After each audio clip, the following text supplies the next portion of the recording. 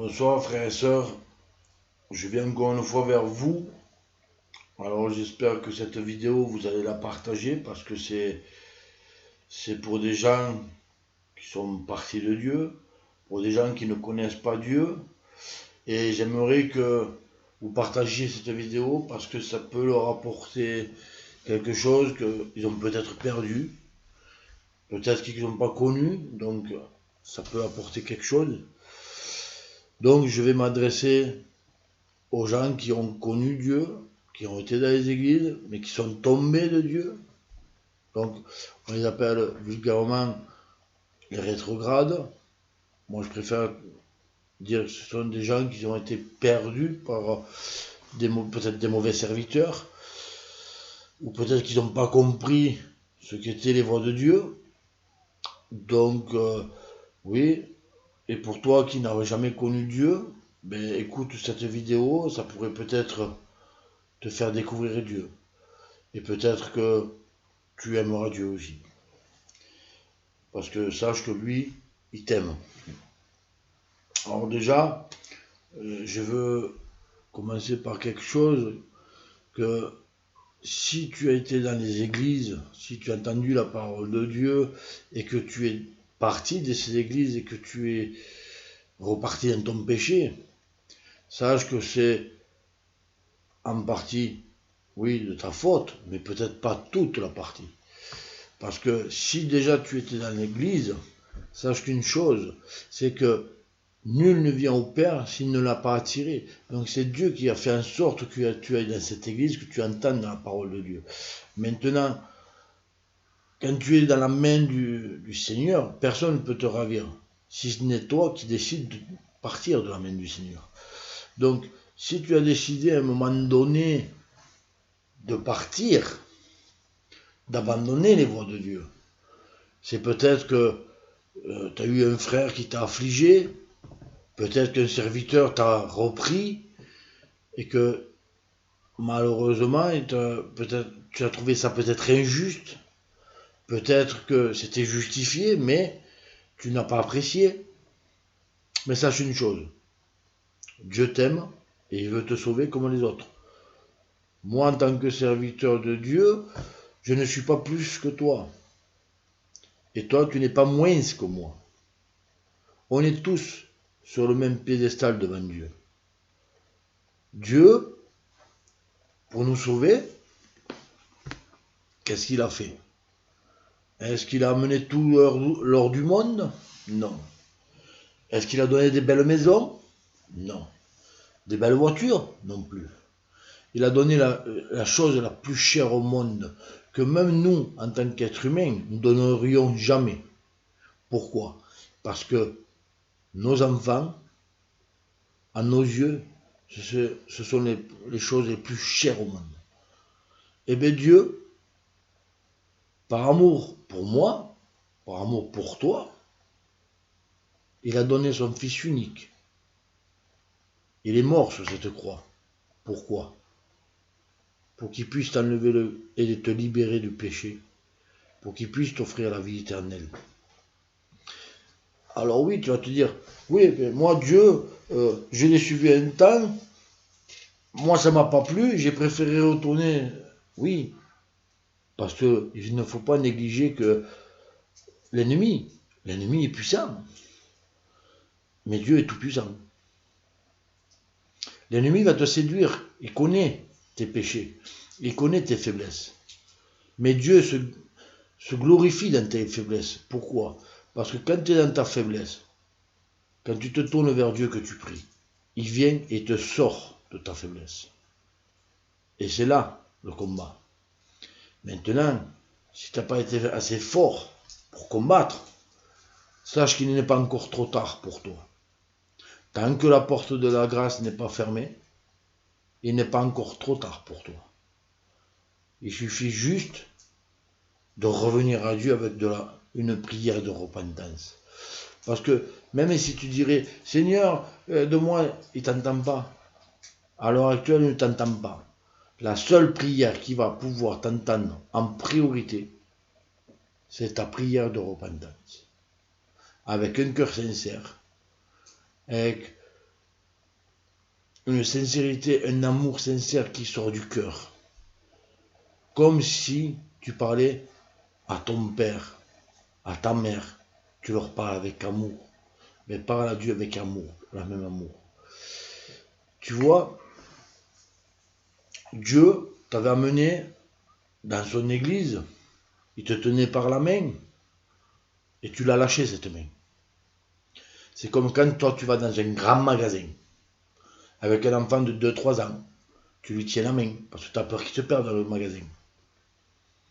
Et que malheureusement, cet enfant, il te lâche la main. Tu vas le chercher partout. Et Dieu te dit comme dans Genèse au chapitre 2, Adam, où es-tu? Je te cherche. Mais tu ne te laisses pas trouver. C'est comme si ton enfant, il se cacherait dans les rayons du magasin. Et tu dirais, t'es où, t'es où, t'es où? Et il ne se laisse pas trouver. Mais dès qu'il veut se laisser trouver, tu le trouves. Et toi, Dieu te cherche.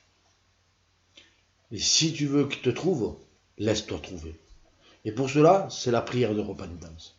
Il faut le dire, Seigneur, je me repens, je te demande pardon d'avoir quitté ton église, de m'être détourné de tes voies. Parce que je te le dis encore une fois, je l'ai dit dans d'autres vidéos, ce n'est pas une église qui va te sauver, ce n'est pas un pasteur qui va te sauver. Déjà, l'église, c'est toi-même. Tu es le temple du Saint-Esprit. Donc, tu vois qu'il n'y a pas besoin d'une église. C'est juste toi et Dieu. Pardon.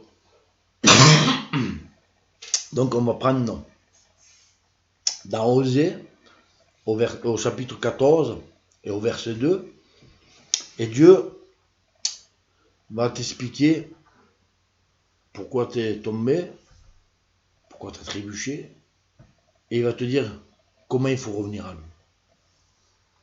Alors, Osée, chapitre 14, verset 2, il est écrit, Israël, reviens à l'Éternel ton Dieu, car tu as trébuché par ta faute. Prenez avec vous des paroles de repentance et revenez à l'Éternel. Dites-lui, pardonne toute faute et reçois-nous favorablement.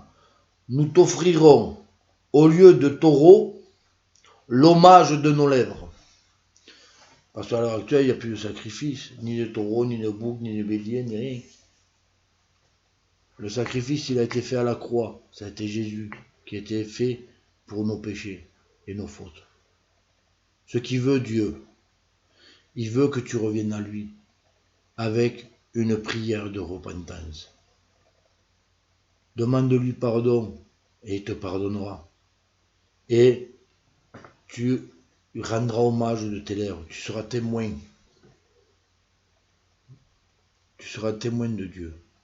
Tu pourras témoigner, oui, il m'a rappelé, oui, il est vivant, oui, il me, comme tous les jours de paix et de joie, il m'apporte la tranquillité et le repos. Alors oui, moi je te le dis, reviens, repens-toi, et il te pardonnera. Maintenant, on va aller dans Luc 15. J'ai d'autres versets. Donc, dans Luc 15,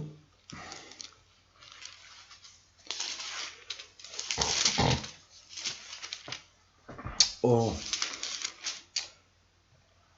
verset 7, parce que tu vois, Dieu avait mis des pasteurs, des enseignants, il avait mis beaucoup de personnes pour conduire son peuple, mais malheureusement tous les pasteurs, tous les enseignants ne sont pas droits, ce reste que des hommes, et à un moment donné, ils ont peut-être bifurqué, ils ont peut-être mal conduit les troupeaux, et le verset que je vais tirer, c'est la parabole de la brebis perdue, parce que nous sommes des brebis aux yeux de Dieu. Et toi qui qui a trébuché de l'église, ou qui ne connaît pas Dieu, tu es une brebis perdue. Et l'homme avait 100 brebis, et quand il arrive à la bergerie, il n'en compte que 99. Donc il laisse les 99 dans la bergerie, et il s'en va chercher la 100e. Et dans Luc 15, au verset 7, il est écrit: de même, je vous le dis, il y aura plus de joie dans le ciel pour un seul pécheur qui se repent que pour 99 justes qui n'ont pas besoin de repentance. Dieu, sur les 100 brebis qui parlent, il y en avait 99 qui étaient dans l'église, qui suivaient les voies de Dieu, mais il y en avait une qui s'était perdue. Alors il est allé la chercher. Et dans le ciel, il y a plus de joie quand toi tu vas te repentir que pour un juste qui marche dans les voies de Dieu, qui n'a pas besoin de repentance. Parce que Dieu, ce qu'il veut, c'est sauver ton âme. Il ne veut pas que tu ailles dans le séjour des morts ou après le jugement, dans les temps de feu avec Satan et ses démons. Lui, ce qu'il veut, c'est que tout le monde se sauve. Mais pour te sauver, il faut que tu te repentes et que tu reviennes à Dieu. Parce que Dieu te cherche. Maintenant, on va rester dans Luc 15 et on va aller au verset 24 et au verset 32, 24 et le 32, c'est par rapport au fils prodigue, quand il revient chez le père. Et il est dit comme ça. Alors, Luc 15, verset 24. Car mon fils que voici était mort, et il est revenu à la vie. Il était perdu, et il est retrouvé. Et ils commencèrent à se réjouir. Quand tu vas te repentir, Dieu va le témoigner devant tout le monde que tu étais mort et que tu es revenu à la vie. Et au verset 32, c'est la continuité, c'est quand son fils, qui était avec le père, arrive et qui ne veut pas rentrer. Et alors il dit, alors au verset 32, il est écrit comme ça: mais il fallait bien se réjouir et s'égayer, car ton frère, que voilà, il était mort, et il est revenu à la vie. Il était perdu, et il est retrouvé. Même à son fils, il dira que tu étais mort, que tu es revenu à la vie. Parce que Dieu t'aime comme un père aime son enfant. Dieu, ce qu'il veut, c'est t'aimer. Et il avait envoyé son propre fils pour pouvoir être sauvé. Pour qu'il puisse ôter le péché, nous délivrer de tout péché, de toute chose. Imagine-toi. Mets-toi à la place de Dieu. Tu dis, je vais envoyer mon fils en sacrifice. Tu sais qu'il va mourir, tu sais qu'il va souffrir pour l'humanité. Et Dieu veut te sauver à toi. Et toi, tu l'écoutes pas.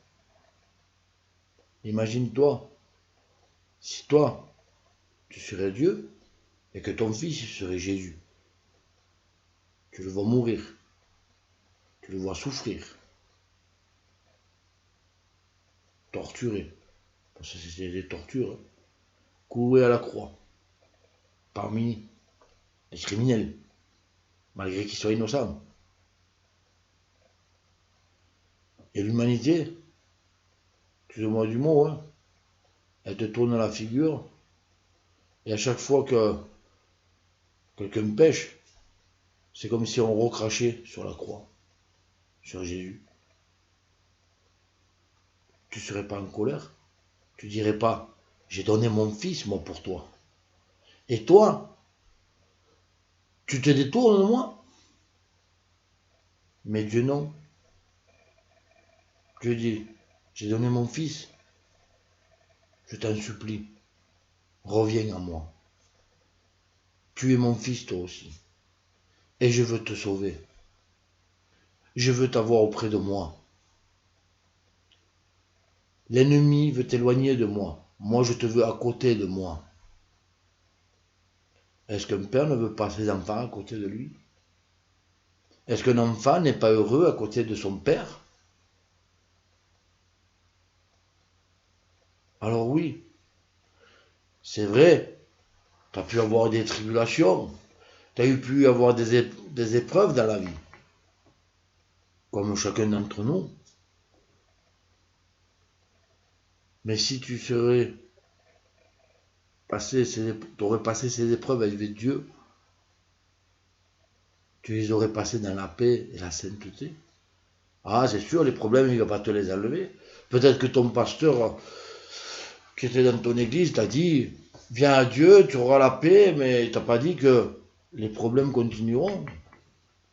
Tu pourras avoir la maladie, tu pourras avoir des tribulations, mais cela est bon, parce que Dieu est derrière toutes choses. Pourquoi? Pourquoi c'est bon? C'est très simple. Parce que ces épreuves-là te font t'humilier, te font te rabaisser, te font enlever ton orgueil.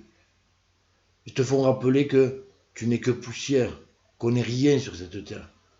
Regarde actuellement, un petit virus qui est microscopique, on ne peut pas le voir à l'œil nu. Il est dans l'air, on ne le voit pas. Il faut prendre un microscope. Et pourtant, ça tue combien de personnes? Ça a presque tué 1 million de personnes. Nous sommes rien sur cette terre. Aujourd'hui, tu y es, demain, tu n'y es plus. Le lendemain ne nous appartient pas. Et comme il a dit Jésus dans sa parole, chaque jour suffit sa peine. Parce que chaque jour, aujourd'hui tu auras de la joie, demain tu auras de la peine, après-demain tu auras de la tristesse, mais ça c'est normal. C'est la vie. Mais si tu le passes avec Dieu, tu le passeras dans la paix, la sainteté, la pureté. Moi j'ai été malade, je n'ai jamais été inquiet. Au contraire, je dis Seigneur, que ta volonté soit faite. Si je ferme les yeux, récupère-moi. Si je ne ferme pas les yeux, gloire à ton nom. Mais je ne me suis jamais inquiété, j'avais la paix.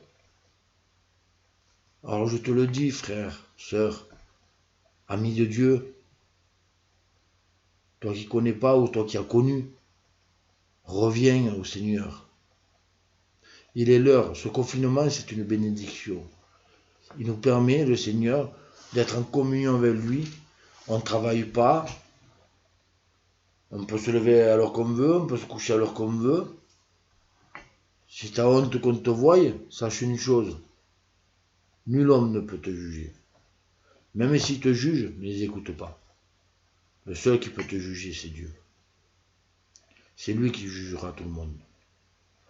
L'homme, qu'est-ce que tu veux qu'il te fasse? Ah, il va t'affliger. Mais tu prieras, Seigneur, aide-moi, fortifie-moi, et il te fortifiera. Je te donne un conseil. Si tu veux pas qu'on te voie, si tu veux pas qu'on sache que tu t'es repenti, parce que ça peut arriver, attends que tout le monde dorme, sors dehors, si tu habites dans une caravane ou un champ, sinon enferme-toi dans une pièce tout seul, mets-toi à genoux et demande pardon à Dieu. Et je te promets, et que Dieu m'en soit témoin, je te promets qu'il ne te laissera pas attendre. Parce que lui, ce qu'il veut pour ce confinement, pendant ce confinement, ce qu'il veut, c'est que les gens se tournent à lui. Parce que comme je l'ai dit dans ma vidéo précédente, la porte de la grâce est sur le point d'être fermée. Alors moi je te le dis, c'est peut-être ta dernière chance de sauver ton âme. C'est peut-être ta dernière chance de donner ta vie à Dieu. Que Dieu fasse que tu puisses sauver ton âme.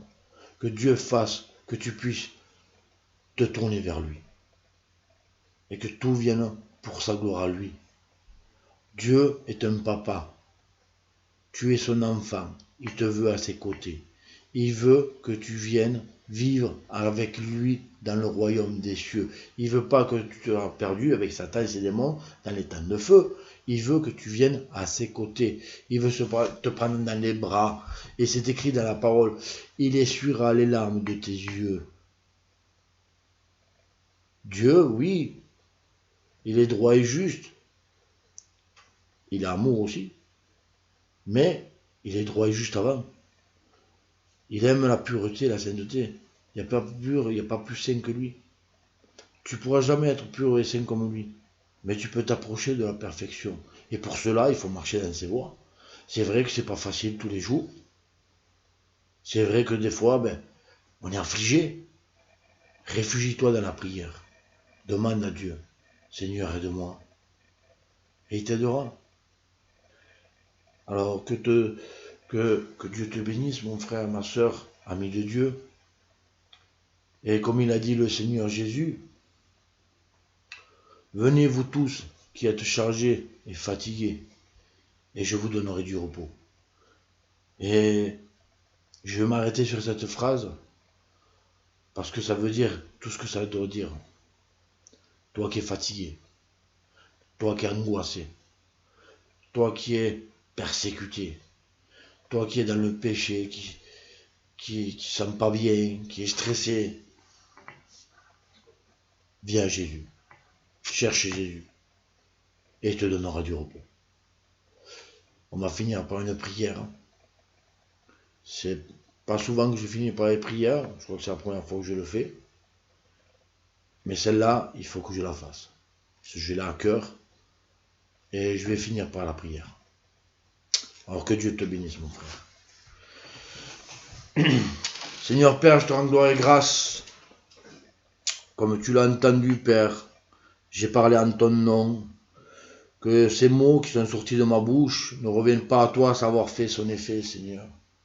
Que tu puisses, Seigneur, toucher ces gens qui écoutent cette vidéo, qui puissent, Père éternel, être transformés, être touchés, Père éternel, qui puissent comprendre le sens de ta parole, qui puissent comprendre le sens de la vie. Car c'est vrai, Seigneur, tu es un Père pour nous. Tu es là, Seigneur, et tu veux nous garder à tes côtés. Fais-leur comprendre que tu les aimes, parce que tu les aimes, tu les as aimés en premier, Seigneur. Et c'est vrai, Seigneur, que nous avons besoin chaque jour de toi.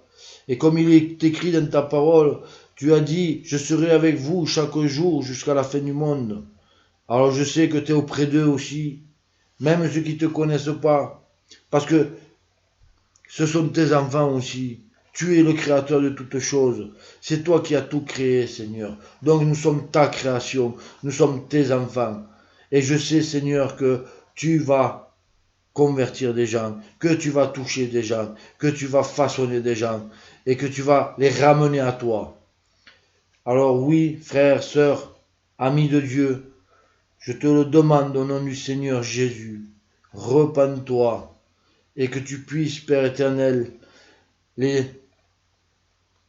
faire connaître, te faire connaître à eux, que tu puisses les toucher, les transformer, que tu puisses, Père éternel, leur faire connaître tes voies, Seigneur, et que tu puisses, Seigneur, transformer leur vie, que tu puisses les remplir de ta présence, les remplir de ton Saint-Esprit, Seigneur.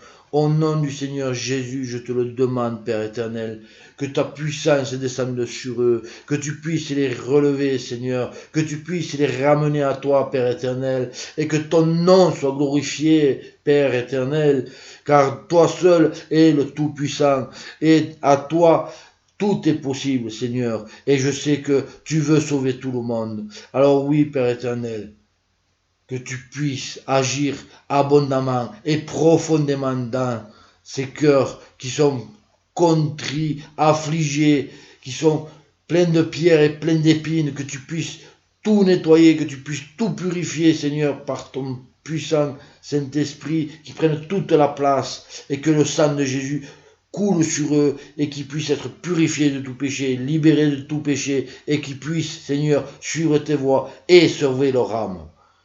Oh oui, Seigneur, je te le demande au nom du Seigneur Jésus, que tu puisses agir profondément et abondamment, et que ton nom éternel soit glorifié pour l'éternité. Amen. Alors oui, frères et sœurs, amis de Dieu, je vous le dis, Repentez-vous pendant ce confinement. Tournez-vous vers Dieu, parce que oui, il vous aime. Il vous a aimé le premier. Depuis le ventre de ta maman, il te connaît. Tu étais informé vide, qui te connaissait. Je t'en supplie, frère, sœur, ami de Dieu. Il est temps de sauver son âme. Il est temps de connaître Dieu. Que tu puisses méditer sur cette vidéo. Relis les versets que j'ai lus. Demande pardon à Dieu. Et que Dieu te bénisse abondamment.